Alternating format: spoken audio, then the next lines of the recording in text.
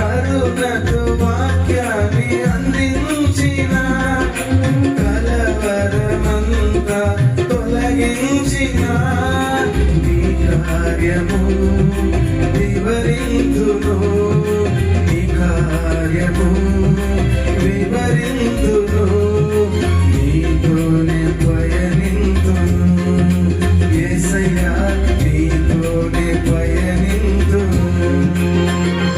ఎన్ని కష్టాలైనా బెదరను, ఎంత బాధైనా వెన్ను తిరుగను, ఎన్ని కష్టాలైనా బెదరను, ఎంత బాధైనా వెన్ను తిరుగను.